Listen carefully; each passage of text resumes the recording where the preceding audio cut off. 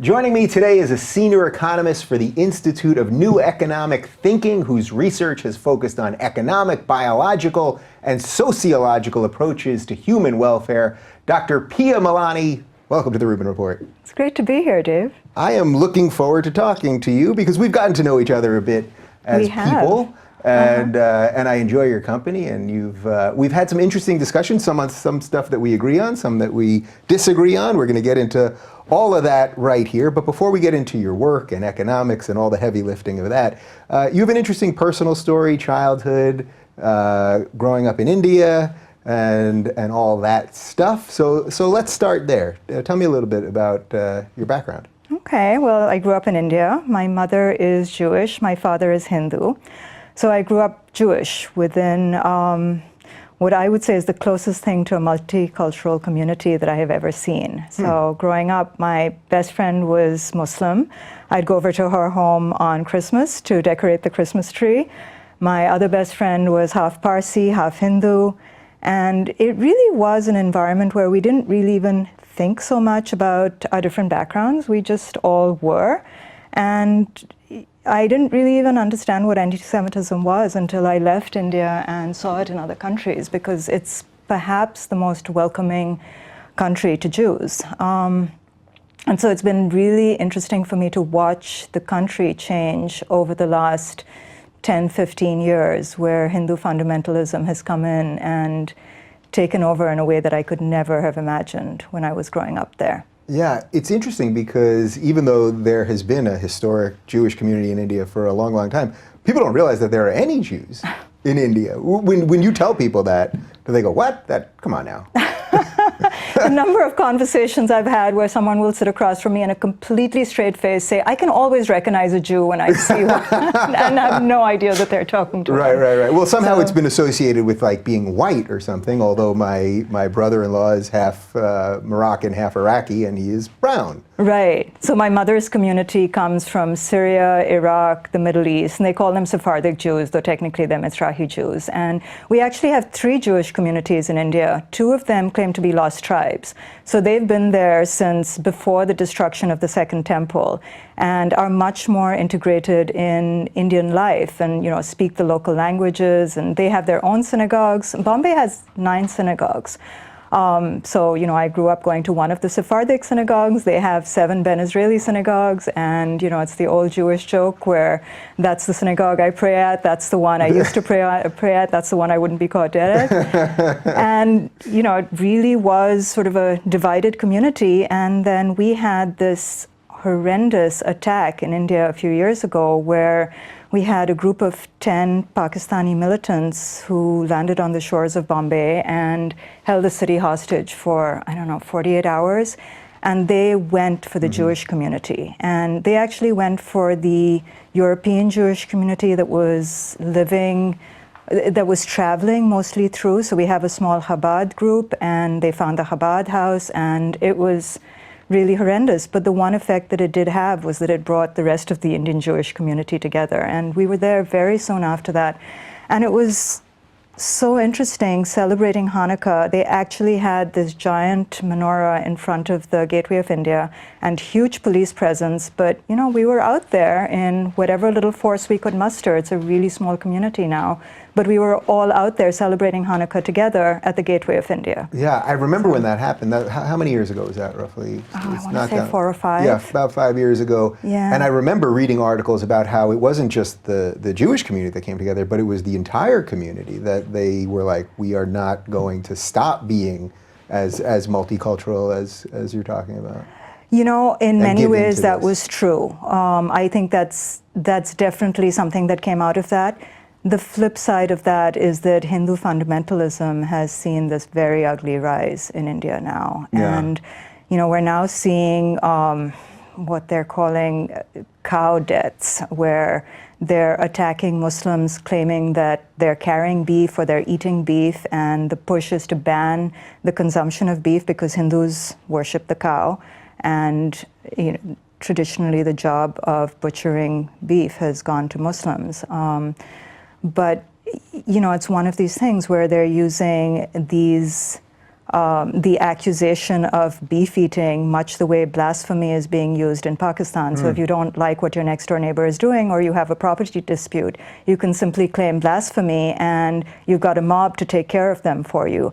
Similarly, they're lynching Muslim kids in India with very little evidence. Yeah. So, why do you think we don't hear that much about that? Even the idea of when you say the phrase Hindu extremist, it almost doesn't even sound like something that would make sense for the average Westerner to put together? It's a good question. You know, I think we're so careful about wanting to be politically correct that we're not always willing to look at some of the more difficult stuff that's coming out of cultures that we want to believe are peace-loving.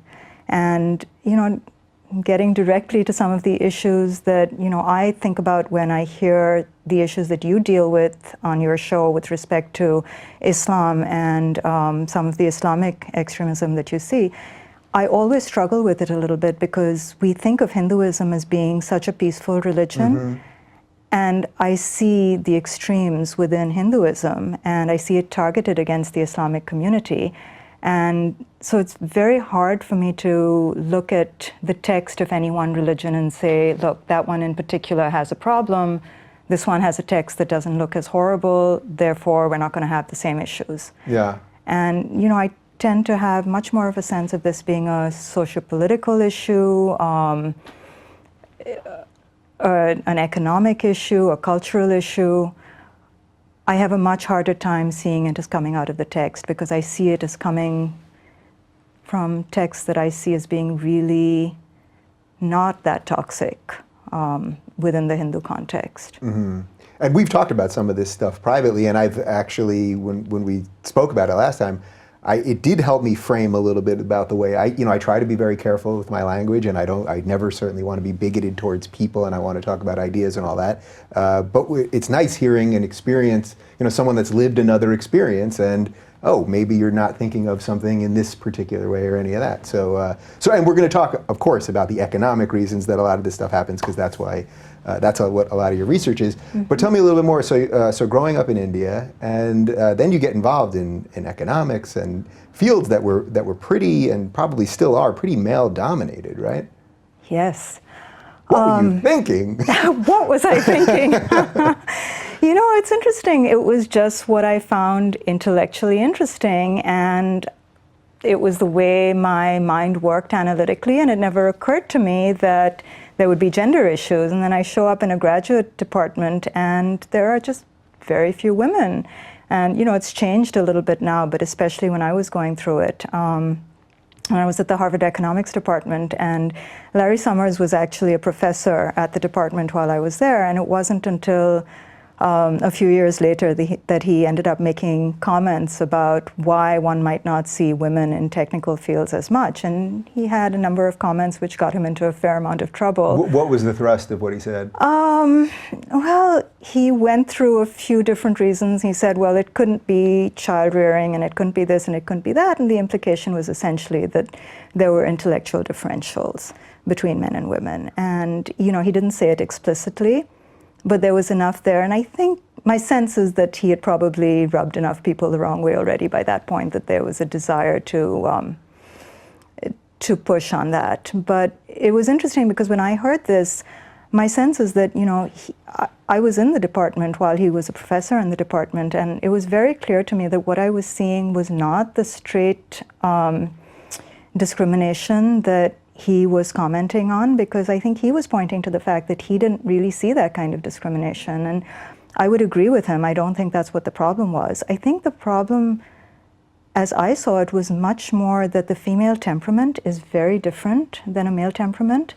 And there tends to be much more of a focus amongst women towards building networks and building relationships. And if you think about the fact that evolutionarily women have had the job of kin work, and men have had to be more alpha and be aggressive and be competitive, it sort of makes sense that this is the temperament that we're bringing, and men are bringing a much more alpha temperament. So, you know, from the beginning, I'd see the men sitting around comparing what questions people asked, how many different graduate programs they had gotten to amongst the top programs, who was going to win the first Nobel Prize. And the women had this different approach of let's work together, let's do our problem sets together, how do we encourage each other? But I really have to wonder then how much of the end result in terms of the differences that we see is an issue of male-dominated fields really not being as open to a female approach to doing things, and sort of, a less competitive, less aggressive way of inserting yourself. Yeah, I assume you can see pros and cons to both of that. On one hand, the competitive side, perhaps, of the men going, how many, graduate students do you get into this? So competition is good. On the other hand, working together is also good. Absolutely, absolutely. And, clearly you want to be able to encourage the risk-taking that I think men are better at, because women tend to have a need to really deliver on what they promise. Probably because if you look at the roles we've traditionally taken on as homemakers, mothers, caregivers, there's a need for consistency. And if you look at what men are doing, there's often a need for greater risk-taking, because if you don't shoot for something that you might not be able to hit, you're not necessarily going to be able to achieve as much. I believe they're both really important, but I think where we are now is that we're in a situation where we are so focused on one end of the skill spectrum that we are not necessarily incorporating some of the other values that we want to be bringing into the workforce. And this leads to So meaning what? That we're so focused on just results, you mean, or on risk-taking, on competitiveness. And I do think if we get into some of the diversity issues, which I assume we will at some point, I think that just in terms of greed, one needs to be thinking about how do we tap into the great resource that women have to offer us. If you think about the fact that out of 900 odd Nobel Prizes, less than 50 have gone to women, you've got to imagine that that's some huge set of resources that we're not tapping into sufficiently. And then the question is, how do we build up these resources so that we actually do access the analytic abilities that women are able to bring to the table, even if they don't have as much of the temperament necessarily? Yeah. Tell me a little bit more about your mind, because you said, I think my mind always worked that way, or that was what my mind was always attracted to, was economics. What does that mean? So you're 15, did you think, you really cared about this kind of stuff? I really did. So when I was very young, my father used to do some nonprofit work on family planning. So he had his regular business, but this was what he was doing philanthropically.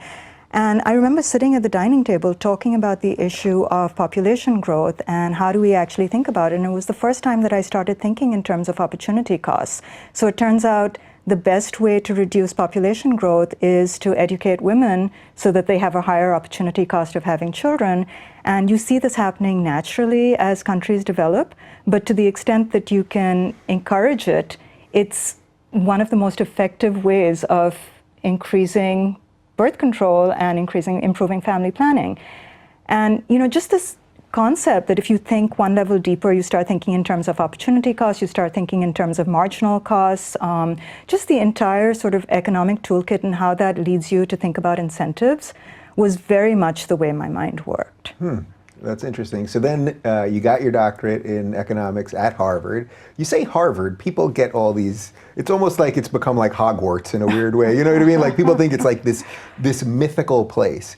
What was it like for you there? Or if you had to just describe Harvard? Because I just feel like it just has this connotations attached to it that people don't associate with other colleges. It's like this other thing altogether.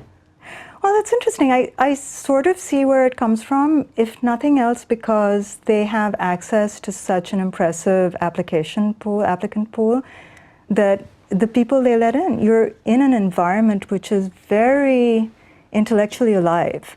So, some of the best conversations I've ever had was sitting around the dining table of friends when I was in graduate school, because just the level of discourse is so exposed and conscious of what's going on in the world and erudite, and you can just tap into a different level of conversation. Sitting in a cafe in Harvard Square, you hear conversations all around you which are fascinating. That being said, my actual experience within the economics department was considerably less pleasant. And I remember someone saying to me that if you're not depressed in graduate school, you're not doing it correctly. But it really was quite extreme. I ran into. But is that mostly because of the workload, or because did that have something to do with being a woman in a male-dominated field, or just the whole? I think that was part of it. I think a big part of it was when I started working on my dissertation. I ran up against some of the deep cultural issues that economics faces, and I think I really wasn't ready for it. I think I was somewhat oblivious to just what happens within mainstream economics departments and how constrained one is in terms of how one is able to think and what one is allowed to talk about. And this seems to be a trend in a lot of the things that I talk about on this show, about what you can talk about, what you can't talk about, how you will be treated if you talk about things that people don't want you to talk about. That's right. And this is why working at INET for me has been such a revelation, because I was really interested in heterodox economics, and there really wasn't a community back then. And it's only post-2008, since the creation of INET, that I feel like we just have this ability to gather heterodox economists from everywhere, so that we actually believe that there are enough of us, that there's a community, that we have the freedom to be able to think and talk about this sort of stuff amongst our community, which has been just really wonderful. So there's that community thing again. So it does have some value. All right. Oh, yes. So now let's get into some economics. Sure. I thought to start a conversation about economics, I took Econ 101 a long time ago. Didn't do particularly well. Math in general is not my thing. I like the social sciences more. For my audience that's watching that really doesn't care particularly about economics or know that much, but it's a little curious, can we do some basic economics? If someone says to you, what is economics? Give me a definition. So my kids ask me this, and the one thing that I always say to them is try not to think about economics as the study of money, because that's really the most limited and probably incorrect way of thinking about it. It's really the study of incentives. And when you think about, the two concepts that I mentioned earlier, I think really drive my understanding of the field, the concept of opportunity cost and the concept of thinking in marginal terms. So once you understand diminishing marginal utility, for example, how every additional unit of a good that you consume, it means just that much less to you. Mm-hmm. So, these are very simple concepts, but define so much of how we actually behave in the world. And, one of the ways that I've talked about it is that you can think of, what's really fascinating about the subject to me is that you can start with 5 very simple assumptions on human behavior. You can assume that you have rational human beings, you have perfect information, that you have freedom of entry and exit. There are 5 very simple assumptions you can make. And something miraculous happens, which is that it allows you to tap into an entire world of mathematics, which you can then impose on human behavior. And you can set up models so that you can actually try to understand how people will behave, and you can understand how markets will behave based on individual behavior. And there's something really amazing about the idea that you can take something as messy as human behavior and link it to something as pure as mathematics and actually get an understanding of how our world works. Yeah. Which is the thing that I found really amazing. The problem with that is that these assumptions, because they're so simple, don't quite capture human behavior sufficiently. And it gets you to the point where you can create models that capture some things very effectively, but also lead you down some paths that are probably not correct.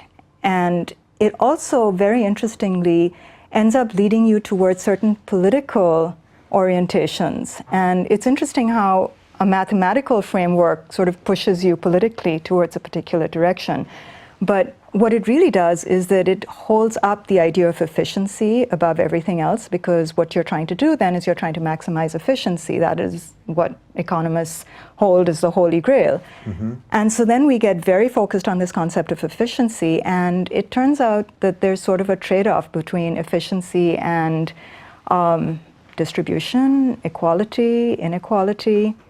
And because we as economists get so caught up in the beauty of what it takes to get efficiency, we lose track of the other side of this. And so while I started off being fascinated by what we call the neoclassical model, which is just this very simple form of economics that you get from thinking in marginal terms and being able to apply calculus because we're thinking in marginal terms, to starting to try and understand what are the assumptions that maybe we are not in a position to make, where are we going wrong, what are some of the other things that we need to bring in, and that leads you to an entirely different way of thinking about the economy. And this is why heterodox economics is so much more interesting to me now.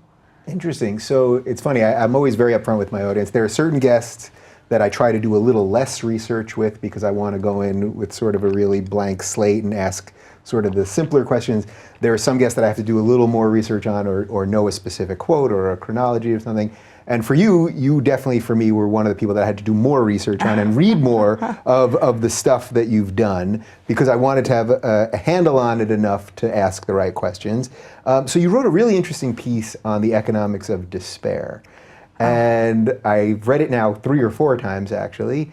And I thought it does sum up so much of what's happening right now in the political system. It shows, to me, it shows the true through line between economics and politics. So first off, can you recap what the piece was? Sure. So this was actually really interesting to me because about 15, 20 years ago, I was looking at Russia post-collapse of the Soviet Union. And what we were finding was that there was a mortality crisis. Death rates amongst middle-aged white men were rising dramatically.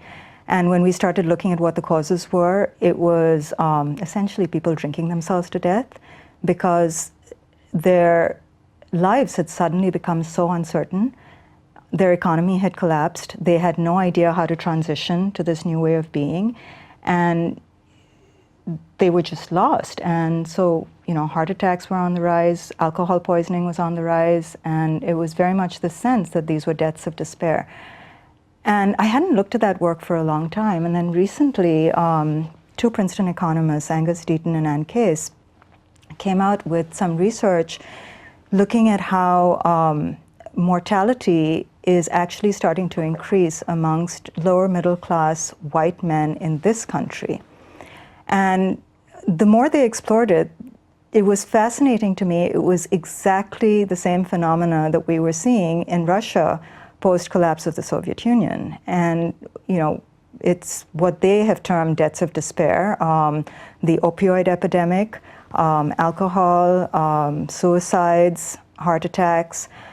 And it's really, the burden is falling amongst whites with a high school education or lower. And so then the question is, what is causing this? Mm-hmm. And to me, this was linking directly with some of the other stuff that we have been talking about with respect to politics, with this question of what's happening in Rust Belt America. Yeah. What is the sudden rise in populism? The word I hear more often than any other now is populism. And what is driving this? Where is this coming from? And if you look at what's happening to the lives of these people, you're seeing really a collapse of an economic system that they knew. And you're seeing a decline in wages and no ability or path that they can see to climbing out of this. And this tied so closely with what I was seeing happening politically. So if you just look at some of the numbers coming out of there in this last election,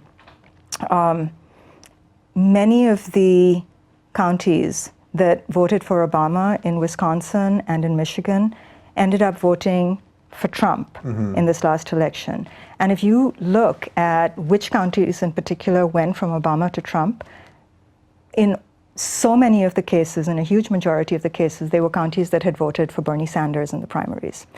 And to me, this was saying, look, you're seeing populism on the left, you're seeing populism on the right. There's something that is driving this way of thinking on both sides of this, and there's a similarity that we're somehow not understanding. And I know you've used the word economic nationalism a fair amount in your talks, and to me, it was really this question of when did economic nationalism go from being a fundamentally democratic bastion to something that we're hearing from the mouth of Steve Bannon, and we're hearing from Trump's people. And there really is some kind of an overlap that we're seeing, where we're seeing, I think, the same issues of despair coming in the face of globalization and the collapse of the manufacturing sector that is driving a lot of the politics in this country today. Yeah, so there's so much there. We could go in 1,000 different directions. But what strikes me immediately is that it's sort of like Trump had a very keen understanding of that, which is why he kept saying during the primaries, you see the way Hillary's treating Bernie, because he was trying to give a signal to the Bernie guys going, even once she takes him out, which she was going to do one way or another, I'm your guy, not her. So do you think he really had an awareness of that sort of at the economic level, or was that just sort of realpolitik in his mind, do you think? I know you're not a Trump psychiatrist. I'm not a Trump psychiatrist. You can make a lot of money as a Trump psychiatrist. Not going to touch that one. Yeah. I think that it was increasingly clear to a lot of people who were looking at this that the rank and file of the Democratic Party were very, very disillusioned with what we were seeing coming from them. And there's another whole area that I would want to talk about, which is the investment theory of party competition that was developed by Tom Ferguson and some of my colleagues, where the idea is really that at some point it became so expensive to run a campaign that the only way to do it was to get a tremendous amount of money in from corporate America, the billionaire class. And I think that really changed the conversation that was happening within the Democratic Party. I think it has been very much the conversation that's been happening in the Republican Party for a long time. And I think Bernie was able to tap into something, and I think Trump understood very clearly that there was this populist rise, and he was able to tap into it too. Now, I will say that even though a lot of the Trump counties, the Obama counties that went for Trump were Bernie supporters, there was another statistic that I found fascinating, which was that in Michigan, there were apparently 80,000 ballots that people had filled out, where they had filled out both sides of the ballot, and they had left the space for President blank. And to me, this is a very strong indication. If you think about the fact that Trump won Michigan by 10,000 votes, we're talking about 80,000 ballots. Yeah. This is a very strong indication that this was people who were just really fed up with what they see happening at the conversation with both these parties. They just have the sense of none of this is real. And my sense about it is that they're actually correct. And when I hear liberal economists talk about what happened in the wake of the election, I'm hearing a fair amount of stuff which talks about, oh God, what was it? The other day I heard someone on Bill Maher say the knuckle-dragging Midwesterners or something like this. And, there's just this idea of they've been had. Trump promised them something. He's never going to give them things that he promised. For all I know, that may be true. I don't know that he's actually going to come through. And, if you ask me, I'd say it's probably unlikely that he'd come through on some of his more nationalist promises. And I think trade and immigration are the first two. Immigration he may actually push hard on. But with respect to trade, I think there's just too much political support and financial support that he's going to get that pushes him away from his economic nationalist arguments. But I think it was very clear that the people who were reacting this way were just sick of the lies that were coming from both sides with respect to real economic issues, with respect to trade, with respect to immigration, with respect to financial globalization, just all of these things which have really been very bad for lower middle class America.